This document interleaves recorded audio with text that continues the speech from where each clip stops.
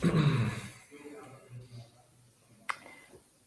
everyone, welcome to this Law Society, Gazette Jobs and JMC Legal Recruitment webinar on how to accelerate your career in law. Today, Jason Connolly and Sean Nicholson from JMC Legal Recruitment will be answering your career progression questions. I'd just like to thank those who actually sent questions in advance. Before we get started,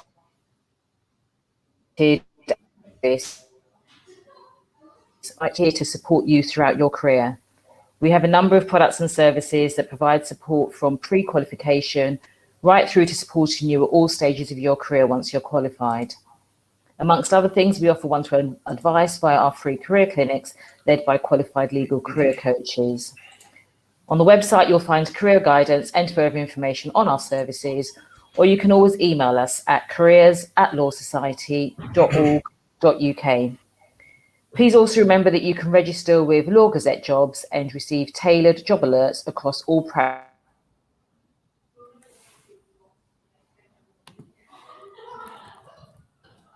hand over to Jason and Sean. Please participate.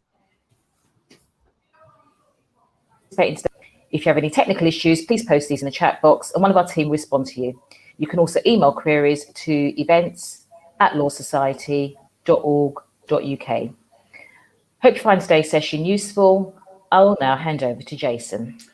Hello, and thank you for joining us here today. It's really great to have you. I'm Jason Connolly. I'm the CEO of JMC Legal Recruitment. To give you a bit of background on me before we start, I've worked in the legal recruitment industry for 10 years, and most of that time has been spent in London, whether it's recruiting partners or teams. A lot of the work I did towards the end of my time doing recruitment was dealing with partners and dealing with teams, particularly in the West End. In my time in legal recruitment, I've placed hundreds and hundreds of candidates. So there's not many things that you could possibly ask that I probably haven't come across before. JMC, we are the UK's #1 ranked legal recruitment agency. And we're looking really forward to helping you today. What I would encourage you to do is to submit questions in the right-hand side chat box as soon as you can, and we're going to get through as many of those and try to help as many of you as we possibly can. I'll hand over to Sean to introduce himself. Hello, I'm Sean Nicholson. I'm the Managing Director of JMC Legal Recruitment. I've been with JMC for over 4 years now, and in that time I've sort of worked very closely with Jason doing recruitment on the London market in particular. So over time I've specialised, as Jason has as well, in partner recruitment and team moves. That's across the whole of London, whether that's the city, the West End, or sort of out in Greater London as well. So I have done a lot more of, I'd say strategic hires for firms looking to fast growth in London. And I've built the London team here at JMC to 10 consultants, and we're now a leading London team in legal recruitment. Great, and as I said before, please submit your questions in the right-hand side box, and we're going to answer as many of those and help as many of you as we possibly can. No question is too small, and it might be something that indeed someone else is thinking. So we'll move on to some of the pre-submitted questions to start off with.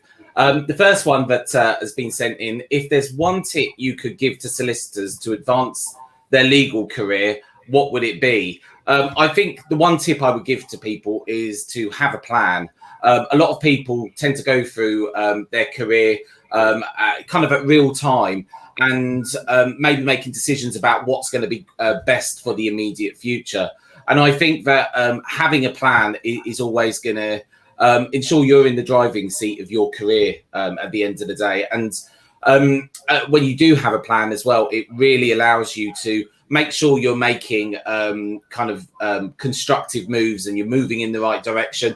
And I always say to candidates that you should have really ideally a 5 or a 10-year career plan, and then that allows you to plan backwards. So, you know, if the ultimate aim is to get to partner in a particular practice area, then how does that next role align to it? I think another tip I would give to any solicitor that's in a fee earning role is make sure that you start making client relationships as early on as you possibly can. You know, if you're not getting exposure to clients, then make sure that you push for that exposure, because if you get to 5 or 6 years PQE and you don't have any experience of dealing with bringing work in, then it's very difficult to get to things like partner. I know this is what if there's one tip, I'm going to give one more tip. So I'm going to give 3 tips because I think it's really important. I think make sure you build up a personal brand as soon as you can. I think when it comes to a personal brand, I don't think it's enough in the modern day and age to just necessarily be good at your job. There's nothing necessarily wrong with that, but you need to be known as an expert in your field, and building things such as a LinkedIn profile it is really going to be helpful. And I'd say to people to be doing that even at graduate level. And I know from personal experience, when I first started out in the legal recruitment industry, I put a massive emphasis on building my personal brand. And once it gets to a certain, and we'll talk about personal brands, I'm sure, more throughout this hour, how to do it, how to get noticed, how to become slightly famous in your industry. All of those things are going to allow work to come to you, and that puts you in a really strong position. The candidates that always get the best salaries in a lot of roles are always the ones that have got the client bases. So there's a few tips, and I'm sure we're going to unpack those more throughout the hour. And if you do have specific questions about a particular element of building your brand, etc., then just put it in the chat function and we can address it. Sean, I'll leave you to answer the next pre-submitted question. Perfect. How can a detailed career plan help to guide a solicitor's career progression? Well, I think career plans, they're important. So I think initially you need to set short, mid and long-term goals. So the short term is probably what you'd like to achieve over the next year. And then the mid-term 5 years, long-term 10 to 15 years. I think it's really important, if you're a solicitor, whatever career you're in, to make sure you set goals and you're striving to achieve these goals. Otherwise, if you don't have goals, you're going in, doing the same thing day in, day out. You're not sure where you want to get to. And I think it's what you said in terms of moving towards partnership, etc. If that's your aim and that's your goal, then you need to work back with how you're going to achieve that. So say you're an NQ and you're early on in your career, and in the next 10 years you want to achieve partnership. Well, you need to work back and figure out how that's going to happen. I think a few things you mentioned in the last question as well, building your network, building a client base. You need to add all of those things into your career plan to make sure you achieve that. Some people want to go in-house, but then you need to figure out what it is you want to do. What sort of business do you want to work for? What are your motivations to move in-house? What are your motivations to become a partner? If you set those out clearly and work back from that, then you'll know I think you should probably review it every 6 months. That's probably my advice. And then look at it and see where you've got to. Have you achieved what you wanted to achieve in those 6 months? If you have, then great, keep working, moving forward. If you haven't, maybe sit back and think, well, what is it I need to do to improve and achieve what I want? I think as well, if you do have ambitions to move towards partnership or in-house, general counsel, whatever it is you'd like to do, you need to make sure you pick the right firm and the right business and surround yourself with the right individuals. And in that career plan, you need mentors who are going to help you achieve that seniority that you want to achieve. Because if people that you surround yourself have done it, they've been there, they've worn the t-shirt, then they're going to give you a lot of advice and tips to help you along the way. And I think I can relate to that myself, having sort of progressed from trainee recruitment consultant to managing director of a leading recruitment agency. I set those goals, that's what I wanted to do. And I sat down with seniors to see where I'd got to. I think that's important in any business you work for. If you need to make sure the business support you to achieve your goals as well. If the people that are in the business aren't supporting you, then maybe you should be looking elsewhere to a business that will give you that infrastructure and support and mentoring to achieve what it is you'd like to achieve. So I think if you set that all out and you figure out where it is you want to get to, sometimes after a few years it will change and you may think, you know what, I want to go down a different avenue. So fine, but as long as you're sort of striving towards that, you'll then eventually, hopefully, achieve the role that you've set out to achieve. Great. I think you make some really valid points there, Sean. I think, and just on a side note, if you submit your question, we'll definitely have time to answer it in this hour if you submit it now. At the end of the day, I think the way I look at it is you're in the driving seat of your own career. And a lot of people leave it down to their manager or their line manager or someone senior in the business to promote them. You've got to take self-responsibility for your career. And if you want to move forward in your career, you've got to kind of drive and push that forward. I'll give you an example. When it comes to kind of things like appraisals, if you want to get certain experience, you need to push for that and say to your manager, how is it, that I can get experience in this particular area or this particular area. I think a lot of people leave it down to a firm to kind of develop themselves. And I've always been a big believer that I've always taken self-responsibility to drive my career forwards, and it's never done me badly. I think if I was to have left my career in just a company's hands and not sort of taken that self-responsibility, I don't even think it's probably, I think it's an absolute cert that I wouldn't be where I am today. So don't be afraid to engage in conversations with firms. And like Sean said, if you're not getting the result that you want, then, it might be questioning, is this the right role for me? I think a typical example is if you're going through a training contract and you're doing your seats and you're finding you're not getting the level of exposure you want to, because the NQ market is quite competitive, especially certain practice areas like corporate, commercial, IP, all these really popular practice areas. You need to make sure that you're getting the best possible experience that you can possibly get that's going to stand you out. And we'll talk about things like CVs, how to sell yourself, interviews as we go on throughout the hour, and we'll give you as much advice as we can. Sean also touched on another point there about mentors. I think having a mentor is so important. It's something where I've actually went through my business career not having a mentor for most of my career. And I question to myself now, why did I never have a mentor? And it was because I never really thought about it. And most people, if you go to someone who is perhaps in the role that you want to be in, or someone that's maybe more experienced or senior than you, and ask for help, or say to them, would you mind being my mentor? Would this be something you'd be interested in? I think you'd be surprised just how much people are willing to help.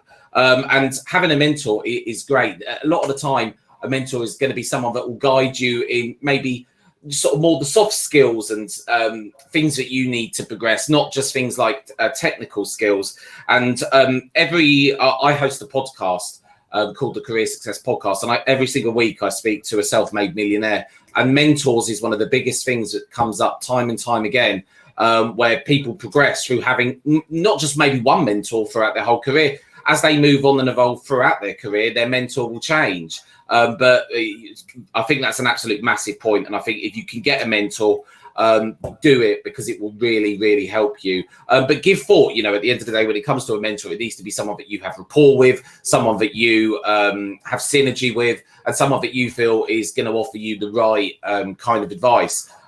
So, yes, we'll go on to the next pre-submitted question. How can solicitors use online networking to aid their career progression? Massive topic. Online networking, I think the most obvious online networking tool is LinkedIn. And these tools are absolutely fantastic when it comes to aiding career progression. I'll ask Sean's view on it in a moment. But LinkedIn is the platform that everyone should be on these days. If you're not on LinkedIn, that can often act unfavorably, because the first place I go to when a candidate applies, and indeed hiring managers in firms go to, is they go to the LinkedIn platform. LinkedIn is a great tool, not just for career progression, but also to help you in business in general, securing work. When you create a LinkedIn profile, I think I'll give a few tips about this, because a lot of people make some common mistakes, which actually can hinder them in being kind of identified for jobs. I think the number one error that we see on LinkedIn profiles is a solicitor will just put their job title as solicitor, and they don't put their practice area in the job title. Now, the problem this causes is when we do a search to try and find you or someone in your particular practice area of a certain level of experience, you won't come up if the practice area isn't in the LinkedIn profile. I also think LinkedIn is one of these things where it's no good just having a profile. You've got to use it. And when I say use it, I mean, if you meet a client or you come across anyone, invite that person, bring them into your world, bring them into your network, and start talking to them. A LinkedIn profile where you never put a post out. The clever thing about LinkedIn, and I'm sure a lot of people on this today are really clued up when it comes to LinkedIn, but every time someone likes a post of yours, it goes out to their whole network. And if you put a post that's quite topical about something in your industry, and there's a lot of people who do LinkedIn very well. There's a lot of lawyers I see in London who really are on the money when it comes to LinkedIn. They post stuff that's very topical and they get a lot of likes and traction. For instance, if someone's got 1,000 followers, 15 people have got 1,000 followers, and that 15 people click like on your post is going out to 15,000 people. And the power of that, if done consistently, it's a work generator. And also as well, these people are visible, so that the best opportunities are always going to come to the people who have good levels of visibility. If you're not signed up to platforms like this, you're almost not putting yourself in the right place at the right time to get the best opportunities. So I think when you create a LinkedIn profile as well, you want to make sure that it's got a really strong about me section. I always find that, you talking third person, talking first person, it's up to you. Personally, I talk in first person. I think it kind of puts a barrier between you and the reader when it's in third person. I would talk about you, what you do, what you specialize in, some of your achievements. And I think, sometimes as not just British people, but we can be a little bit modest and not want to sort of blow our own horns too much. But when it comes to things like CVs and LinkedIn, I think that this is your chance to sell yourself. It's your soapbox to stand on. So don't be necessarily afraid of putting together a profile. And if anyone ever wants an honest verdict on a strong profile, you could always get in touch with us and we'll give you our verdict on it. But LinkedIn is really a tool not just for recruitment agencies and future employers. It's there for clients as well. And I would say to anyone, whether you're just starting out in your career and you're at university, or you're someone that's an experienced solicitor. We once had a client, actually, interesting story, that used to check out every single person's LinkedIn profile when they applied, whether they were a partner or an NQ. And not that I necessarily fully agree with this, but if they didn't have a strong LinkedIn profile, the firm wasn't interested. So it's very important. There's also lots of online networking as well. Websites like Meetup are always great for networking. If you've never used it before, check out the Meetup website. It's really good, especially in big cities like London. There's so much on there, and now the world's starting to open again. There's an abundance of opportunity to meet new people. And as the old saying goes, it's not what you know, it's who you know. Whilst I do believe in certain aspects of that saying, I do think it's true. So networking is massively important, and getting to know the right people. Even, for instance, I know I'm digressing a bit here, but if you wanted to change practice areas, for instance, or you want to progress in your career, start getting in that mindset that you need to get to meet people who are maybe partners already, people who are in the kind of roles that you want, and start getting to know them, because a lot of hiring gets done through people who know people. Yes, there's recruitment processes, but you'd be surprised, I think, the amount of times that we introduce someone and that person kind of knows of that person and they've come across that person before. That's how hiring works. So I think it's important. But yeah, LinkedIn, I would say to anyone, there's so much information online about LinkedIn, but me personally, it's brought me a lot of opportunity in my career. And LinkedIn I'm not into a lot of social media, but I can't rave enough about what LinkedIn can do if it's used correctly. So I hope that's answered that question. Let's see the next pre-submitted one. Oh, okay, right. We're straight off to questions from attendees. Sean, I'll let you answer this one. Shireen has submitted that. How does JMC work exactly? Do you look for employees for employers, or is your role more involved with candidates searching for a suitable role for them? Quite a good question. Yeah, that is an interesting question. I think we work in different ways across the board.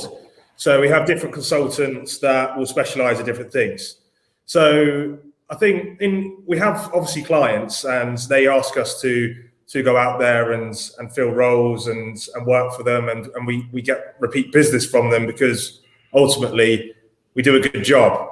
We do everything we can. We keep things high quality, and we make sure that we're fully focused on filling those roles for our clients. I think there's other ways that you could do recruitment, and a lot of ways I've done recruitment when it comes to strategic growth and driving firms, departments forward is going out there and finding candidates, and it's candidate driven. I think with legal recruitment, if you do work in a niche practice area, it's always candidate driven. So we'd always go out and approach candidates and have open conversations where I think, JC may agree with me here, but I think as consultants, we're not very pushy. We listen to our candidates, we listen to our clients, and we work with them. At the end of the day, if you're a candidate or a client, you're always a client of JMC, and we will do everything we can to give you the best service possible. I think we do have sort of headhunters who specialize in that aspect, but recruitment, it really just depends. Every day is different, I think, and it really depends on what sort of comes through. I think this is where what you just spoke about, Jason, in terms of networking, this is where things can get really interesting and people approach you because you don't know when networking what leads are out there and who's seen you or who wants to work with you and hasn't reached out to you yet. If you're not networking constantly and you're not in front of people, then you're not going to know who's there and what opportunities are there for you. And I think that's the same with lawyers as well. I think if you're a partner in corporate and there's a transaction out there and someone's looking, and if you're not networking, well, you could have missed out on 100 grand's worth of billings. And at the end of the day, that's a lot of money. And if you've got a bonus structure and things like that in place, well, you could be taking home a lot more if you're doing that. But yeah, I'm sort of digressing there as well. But yeah, at recruitment, it depends who you are and how you approach the market, but we really do a mix. I don't know if you've got anything to add to that, Jason. I think it's a great question.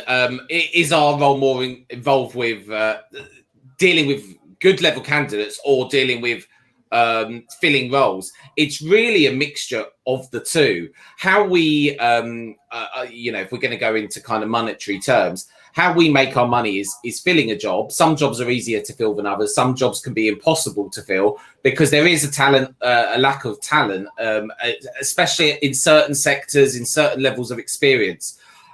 So, for example, if we was to find a senior candidate in a certain practice area, a lot of the time the candidate becomes the client because of the fact that the candidate is so desirable that firms will not wait till they've got a vacancy. They will hire proactively. And I would say that more candidates are hired proactively than probably active roles filled because of the fact that if you're a good candidate and just say you've got a book of clients, really you've got the pick of the market because everybody is interested in someone that's got a book of business. So I think our role is kind of a mixture of the two. It's a mixture of working with very desirable candidates, and a lot of those come to us through referrals from us doing good jobs for colleagues or peers or friends, and the other part is filling roles.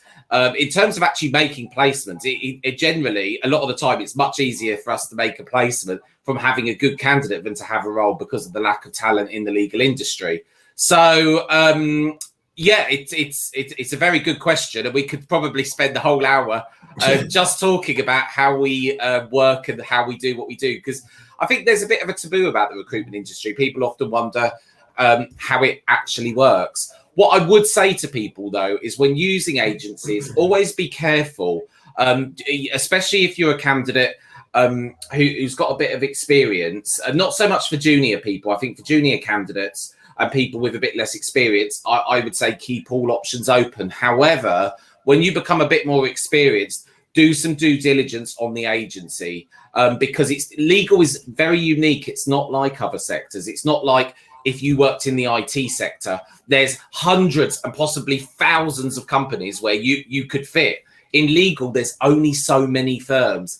And I've often found this over the years that candidates come to us, they haven't had a great experience. They've said to, they say to us that the recruitment agency has put me forward for a role at this firm. And I start questioning, well, why is it that that firm's not interested? Because they've actually got the right profile. And a lot of the time it's because the recruitment agency or the recruiter isn't knowledgeable enough, and they haven't introduced them in the right way, and they haven't sold them in the right way because they haven't got the right information to the law firm, to the client, to the company, whatever it may be. So I always say to candidates, I'm not saying come and use us necessarily. What I'm saying is do some due diligence. So if you're going to work with someone, follow your gut feeling. Do they know the market? Ask them what they know about the practice area. Ask them what previous successes they've had at placing people like you, and make sure that you've got a good feeling about who represents you. And who represents you is very, very, very important, because if you've not got synergy with that person, how is that person going to negotiate the best deal for you when you get further on down the line? You need to have someone, that person ultimately is in the driving seat of leading negotiations and whatever it might be. Again, if you're a junior person, I would say, yes, always have an element of caution. Make sure you're applying for the right things. But when you're junior, I think it's more about just getting that foot in the door and the foot on the ladder. When you're a bit more senior, it's about making sure you choose the right person to work with you. Sean, I think you had a point to add. You've sort of covered that. And I think going back to that question, the amount of candidates that have come to me when I don't necessarily have live roles that have gone on to place, you need to align yourself with a recruiter that actually has really valuable relationships with clients, because so many times a client may not be looking, but then if you align yourself with someone that has a valuable relationship, they really get to know you, understand you, what it is you do, what your ambitions are, where it is you want to go. And they say to you, you know what, I've got the perfect firm. And if we could get on the phone or speak to that firm and describe you as an individual to that firm, and that firm is likely to listen, because there's a reason we're going to pick up that phone. I think we're all about building relationships with clients and candidates. It's so valuable. And that's what helps us find you the opportunities that you're looking for. I don't think there's much else to it. I think it's just about aligning yourself to the right consultant. I think, Jason, you hit the nail on the head with what it is you said. Great.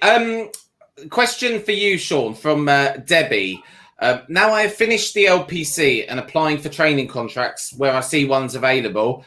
I'm feeling fidgety on what I can do in the meantime. I'm undertaking legal work experience at a law firm, but what should I do in the meantime to keep me motivated and show on my CV? Great question. Yeah, that is a good question. I think, there's various things you can do. I think you could gain experience by going and working in firms for 2 or 3 weeks at a time. I think it depends on what practice area or practice areas you want to gain experience in. I think those are things in the meantime that you really need to consider, because you may go into a training contract wanting to do conveyancing or having that in mind, and then end up wanting to be a corporate lawyer. So I think if you could gain exposure to different practice areas in the meantime, and that could be voluntary work or reaching out to local firms or speaking with partners at firms. And again, this goes back to networking. If you network with the right people, they may give you an opportunity to come and do some work with them and shadow and see what they're doing to see if it's what you want to do. I know that can be difficult. The legal market is really tough, and there is obviously a lot of individuals that be doing the same. But I think if you're not doing that in the meantime and someone else is, well, you don't know what opportunity you're missing out on there. You may be applying for training contracts, but if you get experience at a firm, they may just offer you a training contract. I've seen, and Jason, you would have as well, we've seen this happen so many times. This question is a question that comes up time and time again with LPC grads wanting to gain a training contract. I think between Jason and I, we've probably placed 100 trainees in our time into training contracts. But again, if you speak to the right agencies, they can point in the right direction. But I think if you're just looking to gain experience, my advice is going out there, reaching out to firms, reaching out to partners, speaking to HR teams, seeing if you can get a bit of experience for a week or 2 weeks, or they may have a local, or whatever it may be, a paralegal role, anything to build up your experience, because then you can add that on your CV, whether it's a high street firm, a US firm, a city, whatever it may be, it's all valuable in the end. And it will give you an opportunity to really understand what it is you want to be doing. And I think there's so many grads that come out thinking, I want to be a litigator. And then 2 years later, they want to be a family lawyer or an employer, whatever it may be. We see it all the time. So gaining exposure, I'd say, is probably going to be the best thing to do in the meantime. I know you say you are undertaking legal work experience at a law firm, so keep doing that. And if you're not enjoying it, we'll see if you can find something else. I think that would be my advice. But if you are doing that and you're waiting to hear back on training contracts, etc., well, maybe it's just about holding out and seeing what comes through and making sure that all of your applications are the best they could possibly be. I think just to kind of add on that, at the end of the day, you want a training contract. That is what I'm taking from this question. So what can you do to keep you motivated?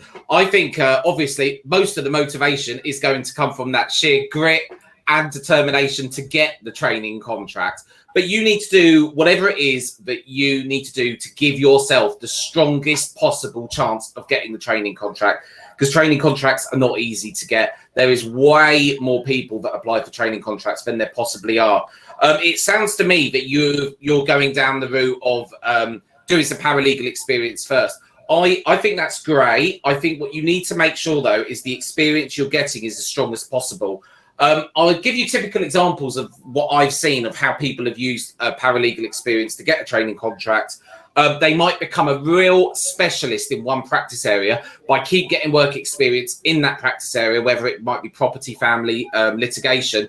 And then what they do is, because their profile is so strong, the firm really wants to retain them. The only way to retain them is to give them the training contract, because that's ultimately what the candidate wants. So I think what you're doing at the moment, make sure you're getting the right experience at a law firm, because this is all about making sure your profile is as strong as possible.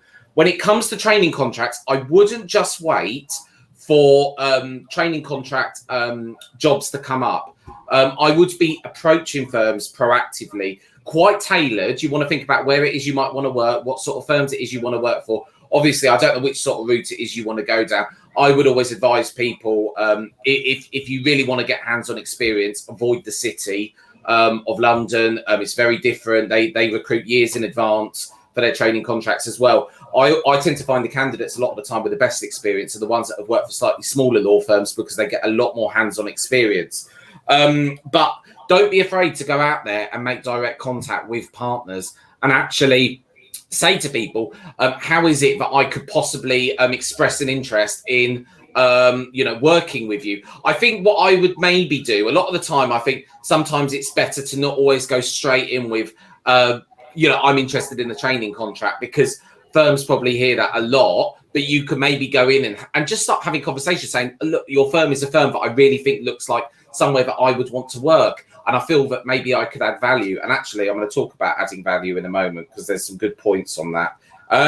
But yeah, I would network as well. Don't just wait for roles to come up. Actually go out there and be proactive. What I would do if I was a paralegal is I would get together a list of all the different firms I want to maybe work at and do my training contract at. Then I would look at what those firms do, and I would make sure I start tailoring my CV so it looks attractive to those kind of firms. Because then what you're doing is you're being smart, and you're making sure that when the partner looks at your CV, goes, oh, this is interesting, this looks good, this looks like the sort of thing that we do. And tailoring your CV is very, very, very important.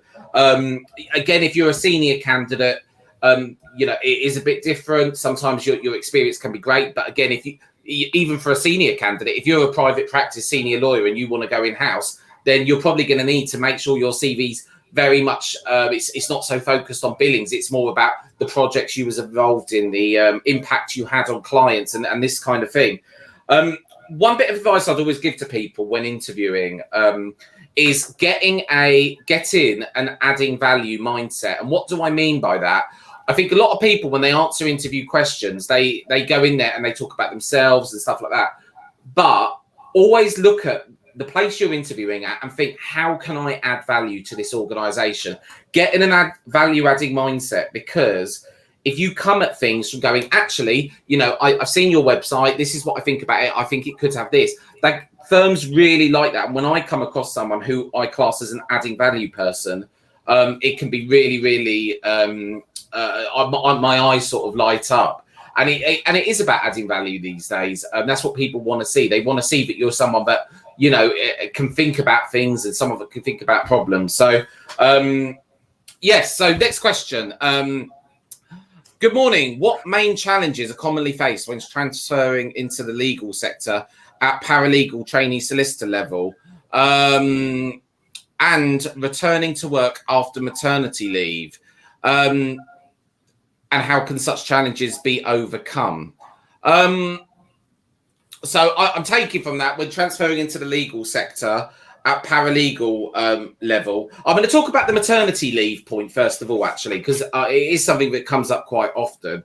When people go off on maternity leave, a lot of the time we do find that we get a lot of candidates who maybe don't want to go back to the same opportunity or the same firm once they've done their training contracts. I don't think maternity leave should ever be a barrier for someone going back to work. And again, I have no view really on if someone's been out of work for a while and they've maybe taken a sabbatical, then that shouldn't be an issue. I think that a lot of the time, candidates think it's a bigger issue than what it is. It does depend on the amount of time someone's taken out, because obviously regulations, the law changes, how up to date are you? Do you have a current practicing certificate and stuff like that? It is relevant. But I don't think it should be an issue, maternity leave. I think it's all about just figuring out how long have you been out, what support do you need when you go back, and what capacity do you want to go back in. A lot of people, when they come off the back of maternity leave, I think there's often these preconceptions in people's mind that, you know, am I going to be able to live up to the same expectations before? Am I going to be able to do the job I used to do? And I totally get it, but I would encourage, you to have active dialogue with the firm. And if you've got concerns with the firm, speak to the firm direct. And if not, there's probably an abundance of opportunity out there for you. And I think the whole working model post-COVID has changed. Firms are so much more open-minded now to work from home, flexibility, agile working, choose your own hours. I remember when I was in recruiting 5 years ago, and I said to candidates, this firm allows work from home and flexibility. And it was almost an unheard of, is it a real thing? But now it's everywhere, and the legal sector is really catching up.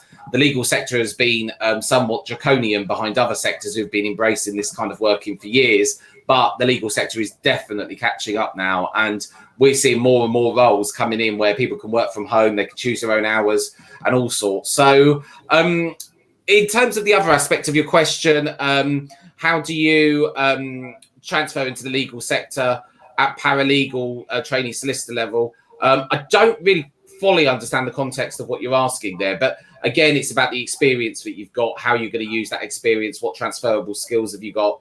We will talk as well about interviewing in a bit more detail throughout this hour, but we'll move on and try and get through some more questions. Sean, right, this is one for you that Jessica has submitted. Morning, and thank you for setting up the event. You're welcome, Jessica. Thank you for coming. In terms of LinkedIn, do you have any suggestions or comments about how to maintain privacy yet still effectively use the site? The area of law that I specialise in is very sensitive as it deals with vulnerable adults. And I know that colleagues have had issues with violent individuals tracking them through social media sites such as this.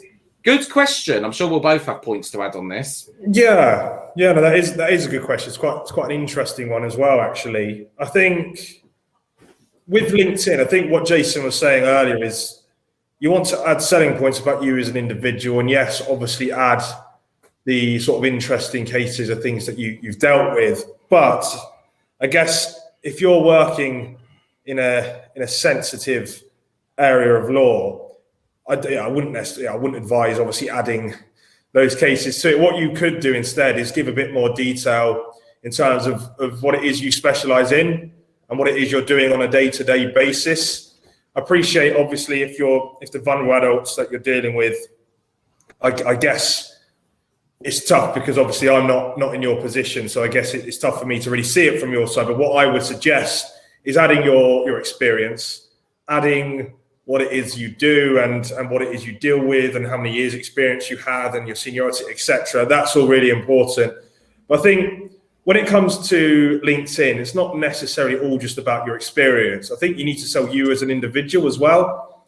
And I think that's where, again, Jason, what you mentioned in terms of adding value. Well, how can you add value? If there is a prospective employer or a recruiter out there looking for someone like yourself, and they have a specific role that needs someone who, just as an example, is has led a team or can come in, build a department, etc. Those are the sort of things that you need to get on there to really build your LinkedIn profile. And with that, you can maintain privacy. Obviously, LinkedIn is an open network, and if someone searched your name, they will find you either way, I think, if that's part of the question. But I think just narrow it down. Don't be too specific. I think realistically, prospective employers and recruiters, if you have your experience on there, they're going to know what you do. I think if you network away from that as well, then you can build that and keep things sort of more private and not have to worry necessarily about the vulnerable cases that you may be dealing with. And I think I appreciate as well the issues with violent individuals, tracking them through social media. I completely get that. And I think that's probably why you want to be quite vague with the matters you're dealing with, but mention what it is that you specialize in and what it is that you've done over time. I don't think that you should not have a LinkedIn profile because of this, because ultimately it's your career. I think that comes really down to, like Sean said, not listing the specifics, but I think you should still have a profile. And if there is issues with violent individuals, then I would be speaking to the police and the firm about that, because at the end of the day, if someone wants to get in contact with you in the world we live in now, it isn't particularly hard a lot of the time anyway. But I don't think anyone should have to live in fear at all. So I think that's a difficult situation to be in. But yeah, I would not limit that, not stop you from having a social media profile at all. But obviously, we don't know the specifics of the situation, so it's always hard to kind of give in-depth advice. But there is settings on LinkedIn where you can change different things. You could maybe turn off the ability of people messaging you and stuff like that. But then again, that might limit opportunity. So I guess it's kind of weighing up on the scales of balance. I hope that helps, and I hope that you're okay first and foremost. Catherine asks, how soon before qualifying should a trainee get in touch with a recruiter about NQ jobs? Very good question. I would say there's a sweet spot where it's good to get on a recruiter's radar about 6 months before. We do have people calling us up a year in advance. Whilst there's nothing wrong with that, and we can give you advice at that stage. If you call up that early, we're always happy to give advice. The difficulty is NQ roles, they tend to come up about maybe 5, maybe 4 months, sometimes even 3 months before you are due to qualify. I think the thing about training contracts now is there's a lot of different times when people qualify. Years and years ago, it typically just tended to be at 2 times of the year. There tends to be a lot more. There tends to be NQs coming onto the market all year round these days, but there's obviously busier times like September more than others. But I would say could be getting on the radar 6 months before. There can be a lot of movement in the NQ market though, because a lot of firms might think, right, we're not going to advertise because we've retained 2 NQs, then the 2 NQs in that firm might move on to another firm, which then creates 2 roles. So literally there can be hires made right up until a month before qualification, because again, I'm guessing you're going to be in a situation where, is your current firm offering you a role? Or are they not? One thing we have noticed a lot over the last year is so many firms now are retaining their own NQs. The NQ market, yes, it's competitive for the certain practice areas, but actually there is a shortage of NQs across the country, because I think firms have really woken up to the fact that to hire in talent costs money. It costs a lot of money to train people. It costs a lot of money to hire. It costs a lot of money to onboard people. And if you can retain your own talent, you're going to save a lot of money. So lots of firms are making more emphasis on that more than ever before. But yeah, 6 months before, I think it's a good time to start looking. Obviously, that allows you to, you need to constantly be updating your CV as well for your training contract. Just to help you out as well, Catherine, always think, what is it that's going to stand me ahead of other NQs? What is it that's going to get me to stand out from the crowd?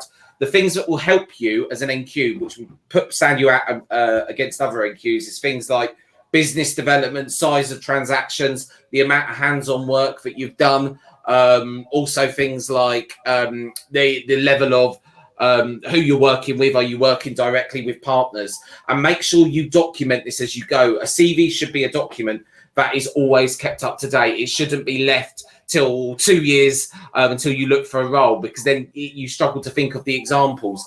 With a CV as well, always make sure that achievements up the top in bullet points, so recruiters can see them really, really quickly what you've actually done. But yeah, business development, stuff like that is always going to really stand you out well as an NQ when applying for a role. Sean, anything you'd like to add on that? No, to be honest, I think you've said exactly what I would say. That's the advice I tend to give to people sort of coming up to qualification as well. So I don't think I have anything else to say. Okay, next question. Sean, one for you. Thank you for all the tips. You're welcome. I'm a foreign lawyer, did QLTS and a newly qualified solicitor now. Does it make any difference in the legal sector? I'm assuming what you mean is you've done the QLTS, you're a foreign qualified lawyer. Does it make a difference when applying for roles? I wouldn't say it necessarily makes a difference. I think things that would be better to know or good to know would be the practice area that you're qualified in, the experience you have before doing your QLTS. I think I've placed a number of foreign qualified lawyers in areas such as corporate, banking, real estate finance. There's loads of areas I've placed foreign qualified lawyers, and they obviously did the QLTS before. Well, it's obvious, but they did the QLTS before I placed them. So I think we need to understand more about you, your experience. Would it be a barrier? No, not necessarily. I think when it comes to finding an opportunity, a lot of the time it's about timing. I think if you're in the right place at the right time, then of course you can find that right role. I think there's a number of firms out there as well that they take on sort of foreign qualified lawyers because they obviously work with firms or work with firms in different jurisdictions, or their clients are based in different countries, whatever it may be. And that's where foreign qualified lawyers really add value, especially if there's language skills that you have that others in departments don't. I think the last few roles I placed for foreign qualified lawyers were sort of Russian speaking. So that was a massive litigation case against sort of a Russian oligarch. I won't go into too much detail about the matter, but they needed Russian speaking. We do get some interesting roles, very interesting roles. We do indeed. And there's a number of roles that I've had, and yeah, the lawyers they want are foreign qualified that have done the QLTS. So, sometimes I think on that point, being a foreign qualified lawyer, it depends on what experience you've had. Sometimes it can be to advantage. It all depends on the role that's out there. You know, if a role comes in that requires a certain type of experience that maybe comes from an overseas jurisdiction, especially in London. In London, it's so vast. All the different work that's done, there's so much variety. So a lot of the time, I think it's about knowing what is your experience, your foreign experience. What is it? And how can you use that to your advantage? And again, it might be, I don't know why we're focusing on Russia necessarily, but I'm going to use Russia again as an example. If you are Russian and you have done work in Russia, go on the Legal 500, look at firms that are, let's say you're a litigator and you've come from Russia, look up the Legal 500 for Russia, commercial litigation, look at the firms that have offices in Russia that are based in the UK, and immediately apply to those firms and say, I know you do a lot of work in Russia. This is my background. Would you be interested? Sell yourself, play on your strengths, play on your experience. So it's all about, not looking at it as a disadvantage. What is your advantage? Because I'm sure that you've got an advantage somewhere. I'm mindful that I want to whiz through as many of these questions as we possibly can before the hour is up. Next one, thank you for all the tips. Does your firm help applicants in finding and assisting to obtain training contracts? Quite simply, yes, we do. So get in touch. Moving on, regarding mentors, I take your point about the individual who looked up LinkedIn profiles of the partners in the law firm. Following on from this, my direct line manager is visible on LinkedIn and is keen to give me work depending on my career direction. Do you think he'd be the right person to ask to be my mentor, or should it be someone outside the firm? Great question. I don't think you only need to have one mentor. I think you could have 2 or 3. Probably 2 is about the right number. But why not use your direct line manager as your mentor? I'm sure your line manager will find it very flattering and enjoy the opportunity to be a mentor, which will probably help in career progression.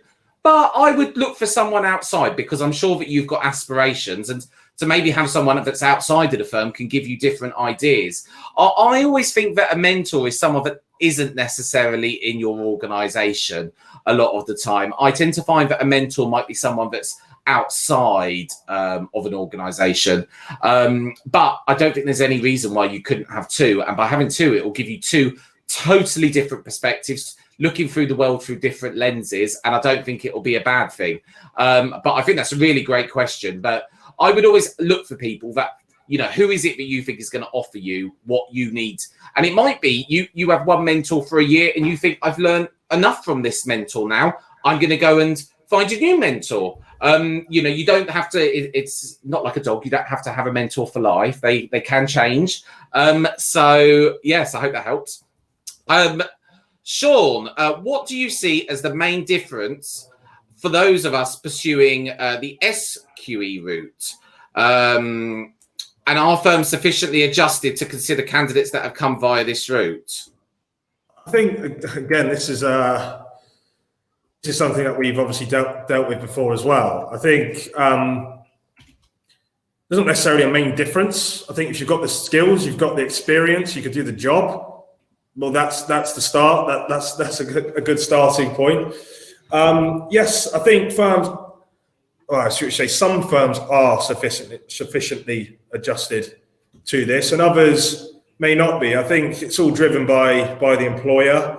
I think there's a lot of firms out there that are adjusted to this without a doubt. I've placed individuals through that route into firms, and there was no issues whatsoever. I think, I think it's all about you, your experience, your ambition, what it is you want to do. If that firm's right for you, if you fit their profile of the firm and personality fit, all that stuff is just as important as any route you qualify in. So I don't think it's anything to necessarily worry about. I think if you speak to the right people, right recruiters, they should point you in the right direction with that. Great. We'll move on, because I'm really conscious that I want to get through as many of these as I possibly can. I'm a career changer, and I've been working in the recruitment for the last few years, where I was responsible to design recruitment strategies for business. I do not have legal experience other than doing 3 small claim litigations in the small claims court. Would these be considered positively by a law firm? I think quite possibly. I think it all depends on your transferable skills. I don't think it's impossible to get a paralegal role if you haven't got a law degree. I actually think it's somewhat quite easy, as long as you know how to sell yourself. So I think it's about thinking, what is it that you can offer a law firm? And again, what value can you add? So give thought to that, and then think, how can that be applied to the legal sector? I've changed industries many, many times before I finally landed in recruitment. I've worked as a police officer, cabin crew, travel, all sorts of things, but it's about transferable skills. That's what's important. I'm going to move on. After being 20 years away from doing law, but during that time gaining valuable experience in the industry with some elements of legal work, but majority not, and if the ultimate goal is to get a training contract to ultimately practice law, what is the best course of action? I think it's you're 20 years away from doing law. What have you got in that time? What have you done? What experience have you got? I wouldn't say that's necessarily a negative that you've been away for 20 years. I think it's about understanding your strengths and how you sell those. And again, networking with firms. Don't just wait for active jobs to come up. Approach firms directly. Go and sell yourself. Have conversations. I've seen candidates who've gone away for 10 years, gone and had experience in a totally different thing. It might be sales, it might be a different industry sector, but that experience is useful. It can be really useful. But again, it's about thinking, what transferable skills have you got? Sean, one for you. Apologies if I missed this. We haven't missed this question. You mentioned there is a lack of talent in some sectors. Would you mind elaborating on which sectors we're seeing shortages in at the moment? Yeah, of course. So I think the areas where the place where there's a real shortage in some areas is the City of London. I think one thing you see in the city is when one firm starts recruiting in one area, other firms really sort of latch onto that and start recruiting. So one day you could have 2 roles, the next day you've got 40. That's just sort of how the city tends to work. I think at the moment, if you look at areas such as corporate tax, that seems to be what the area at the moment where it's like sort of gold dust. If finding the right candidate, firms are really desperate for that skill set at the minute. That's probably up there with the hardest skill set to find, with my knowledge at the moment. But then there's other areas as well, sort of if you're a specialist in certain areas of intellectual property. I think if you look at the areas where there's the most candidates, obviously things like real estate, commercial litigation, they're huge practice areas. If you just go through and break down what the niche practice areas are, naturally there is a shortage of candidates in those areas, because a lot of people that come into training contracts get experience in, say, real estate, corporate, litigation, banking, and then go and qualify into one of those areas. But then if there's firms that push them into a niche practice area, like corporate tax or something along those lines, and someone wants to qualify into that, well, people, from my experience, more people qualify into the other areas, and naturally they will. If you qualify into those areas, what tends to happen, if you qualify into the niche areas, what tends to happen is further down the line, once you build up your experience and seniority, the salary pushes up quite a lot. You could demand good money then. You could demand good money, your skill set's rare, and firms can be really desperate to find someone. So it's things like contentious probate. That's quite a new practice area, obviously, with the family model changing and stuff like that. We found a drought. We couldn't find anyone in contentious probate. Again, things like leasehold enfranchisement, it's a bit more niche, very hard to find. So and those sorts of candidates can get very sizable packages compared to maybe their counterparts in similar practice areas. I'm going to whiz through a few more of these questions. Are you aware of a shift of employers more willing to consider remote working, home working? Absolutely, yes. You say that you're based in Cheshire. You might want to look at jobs nationally, because there's a lot of law firms at the moment in London and the surrounds in the regions within the M25, which will look at people based in the north. Only yesterday, we got called up with a conveyancing opportunity where the person could be based anywhere in the country, and the firm was based in the city of London. So, perfect example. Another great question: is there an optimum amount of time to stay at a firm before looking to move? Is it possible to stay at one firm for too long? So I'll answer this one. I think we ran some stats on LinkedIn, and a lot of people find this really surprising. The average amount of time in the legal sector that people stay in their role is 2 years. That is not a lot of time. And even I was shocked when LinkedIn ran that data. I think that the kind of minimum amount of time to stay in one role is probably 2 years. I do think that we live in a generation now where a job for life is just not the way people seem to be anymore. People do move on. And I think a lot of the time people need to move on to get progression, to get experience. I would say that it is frowned upon if people move too often. Yes, everyone might make a career mistake once, but if you've got a hoppy CV, it definitely works as a disadvantage. So that's why I always think you need to be careful when assessing roles. I've made career mistakes. I've moved to the wrong role. And you know, it didn't harm me, but do it too often and it does. Is it possible to stay at one firm for too long? Absolutely. If you're not getting progression, your wages aren't increasing, you're not getting recognized, then that can also work to a disadvantage, because a future employer might say, well, why did you stay there for so long if it wasn't working? I'll give you an example. A candidate comes to us with bad billings history, but got 3 years of bad billings history. Why is it you stayed there if you knew the role wasn't right? So that could also work to a disadvantage as well. Sean, one for you, because we are running out of time. And thank you to all of you, by the way, for sending in so many questions. They're really interesting. Do employers who are looking for in-house lawyers, e.g., financial services institutions, use search firms such as yourself, or do you suggest a different approach if this is your ambition? Yeah, they do use search firms. We place a lot of lawyers in-house, whether that's financial services or a different sector. They use us because, one, we can add a lot of value. Two, we have a network which is much larger than theirs to source the right individuals. In-house is really popular, especially at the more senior level, when individuals are sort of thinking about partnership or thinking about going into an in-house role and working towards a senior legal counsel or a general counsel role. If they're looking for someone with specific experience, I'll give you an example. Recently, we had a media role come through. They needed really specific experience. They'd been looking themselves for 3 months, couldn't find anybody. They came to us, and within a week, we already had them 3 or 4 candidates over because we listened to their brief and our network, we sent it out there and we found the right person. Sometimes they will do it in-house themselves. Sometimes these businesses have huge in-house teams and they want to use their in-house team, but they do come to us because of the value we can add, and we do a lot of in-house recruitment. Great. I'm very mindful that we've ran out of time, but I want to thank you all for getting the questions in. What the Law Society have kindly volunteered is they're going to pull all of the questions that we didn't get time to answer, and we will get back to you with our answers on those. If you do want to get in touch with us, you can visit our website, www.jmc-legal.com. Thanks to the Law Society for having us, and it's been great to hopefully answer as many questions as we could, and I hope it added value. So thank you. Great. Thank you, Jason, and thank you to Sean as well for such an informative session. And thank you all for coming and participating, for those that actually submitted their questions. Tomorrow you'll receive a feedback survey. Once you've completed the survey, you'll then receive a recording of the webinar. And I'd really urge you to take a couple of minutes to actually complete the survey, because it really does give us some valuable feedback to allow us to actually improve our services at the Law Society.